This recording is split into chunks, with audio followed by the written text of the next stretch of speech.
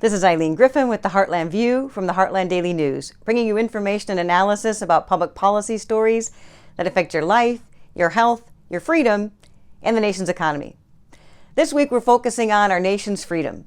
We're doing that because, of course, we're heading into the Independence Day holiday, and it's a great opportunity to remind ourselves and to celebrate all the great things that make America great. And one of the things that makes America great is our freedom. So we're going to cover a couple different stories from Heartland Daily News on freedom. And then we're going to have a little celebration at the end, a little patriotic display. So hang in there till the end because it'll be worth it. In fact, if you have to, skip forward. So we're going to start with a story from Alexandra York. And she writes about the importance of American freedom and American culture. And she says with upcoming elections in 2022 and 2024, regardless of party, it doesn't matter if you're a Republican or a Democrat. What matters is America and American freedom, American culture. And what she says is this next election is all about retaining American culture, defending it, defining it, and moving forward. And she says the start of moving forward with our culture and protecting our culture is to look backwards and start with going back to the Declaration of Independence and the Constitution. That's the foundation of our nation and what we believe in.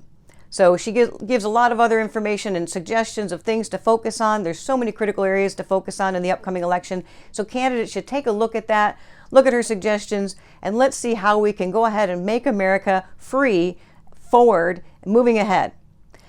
Now, another story on heartlanddailynews.com, we're focusing on freedom, is what's happening. We're losing some of our freedoms. So one of the things that Alexandra York pointed out was the COVID lockdowns were actually a rehearsal for tyranny, how we were going to function under a tyrannical environment. So during COVID, we were told what to do, where to do, when we could shop, where we could shop.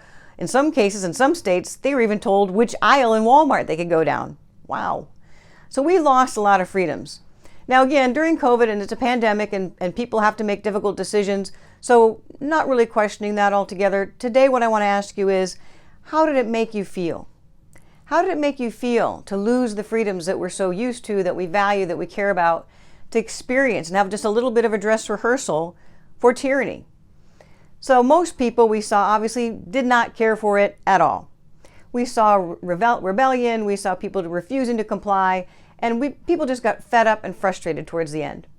So our freedom, hopefully everybody got a good refresher in the value of our freedoms and how important they are. And freedoms, they're not guaranteed forever. You know, Ronald Reagan said we're basically one generation away from losing our freedoms. So remember, freedoms aren't something that we can just sit back and relax and assume they'll always be there. We do need to keep pushing forward. We need to keep pushing for them and defending them and protecting them. So Heartland Daily News also reports a story about our freedom in terms of religion. So religious freedom is also guaranteed by the Constitution. But reporting on Heartland Daily News, David Harsanyi talks about that baker in Colorado, and he's still being persecuted for his religious beliefs. So you remember the story. In 2012, he refused to bake a cake for a gay couple. They were getting married. They asked him to create a wedding cake for them. Now, he didn't refuse service. He told them they could purchase anything in the store. His only concern, because of his religious belief, deeply held religious belief, he couldn't use his talent to create something that violated his religious beliefs. So, thinking that our religious freedom would protect him, he's still under the gun and being persecuted for this. And ongoing, more people have targeted him and more people are looking to attack him for his religious beliefs. So religious freedom, our freedom of religion, also needs to be defended and protected. No matter what your religion is, no matter what your faith is, you can do anything you want to practice your religion. Nobody's going to tell you you can't. You can be whatever faith you want. That's freedom of religion. So important. Now, what about freedom of speech? So we've reported quite a bit at Heartland Daily News about the freedom of speech that's under attack. So we have big tech tyrants that are shutting down speech. They have the ability to literally shut you down. They can put you in Facebook jail. They can close off your account.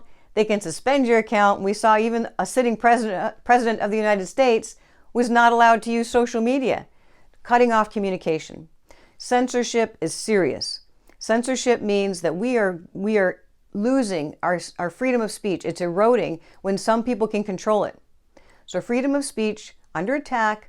We need to fight for it. Independence Day. Let's think about big tech and how we can have freedom of speech retained. Very important. What about our ability to pursue happiness? Well, a lot of that really relies on safety. If you don't feel safe, you can't pursue happiness.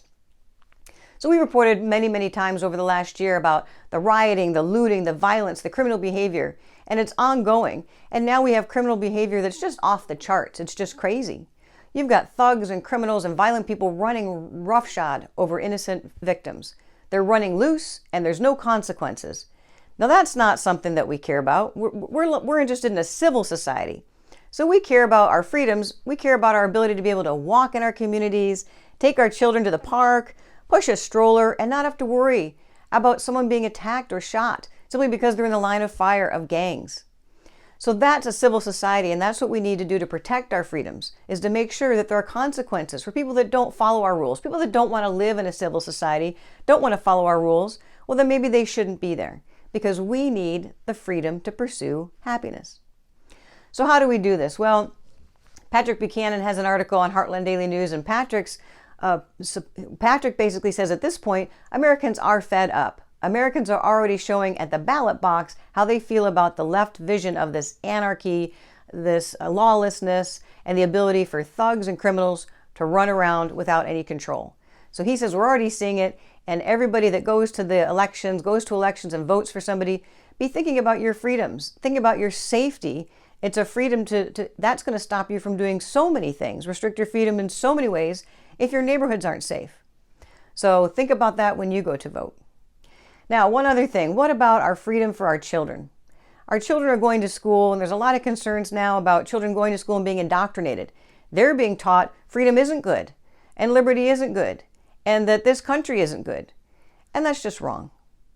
So Dennis Prager has an article this week, and he says, the best thing you can do is take your children out of the schools, out of the school system. He said he gets asked all the time, all kinds of parents ask him, what do we do? Our children go to school and they come home and now they're disrespectful. They don't have respect for our values as their parents. They don't have respect for America or American values. And why is this happening? And so he says it is happening in the school systems. So the taxpayer-funded schools, we're paying property taxes to these schools, and once you send your child there, they're indoctrinating them in a different type of lifestyle and a different type of values, not the American values that we hold dear. So he suggests taking them out of schools. Now, that's not realistic for everybody. He talks about maybe homeschooling. That would be great to do whatever it takes to help your children have a different set of values, an American set of values, and not be indoctrinated against America. But even if you can't take your child out of school, or if you can't do homeschool, you can still be influential. You can be influential in all kinds of ways. You have to be determined and you have to be deliberate in teaching your children about patriotism. They don't just get it overnight. They don't just always pick it up. So sharing stories about our founding, and even though our American heroes, our American founders, our American, all the history that we have from all the people that have brought us to where we are, maybe they're not all perfect, but who is? So let's talk about what they did great and what they did to bring us to where we are in this country, and why, because of them, we have the freedoms we have. No doubt the military is critical. We always need to have respect for our military. Those people take time out of their lives, they sacrifice, they put their lives on the line to ensure that we're protected and that we continue to have our free society.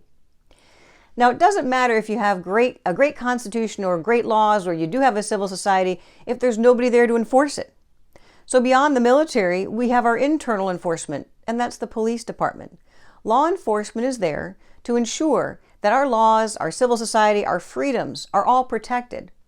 So that's another group that we need to realize. And on Independence Day, when we celebrate our freedom and are grateful for the fact that we're free and we're independent, we also need to remember all the people that have made that possible.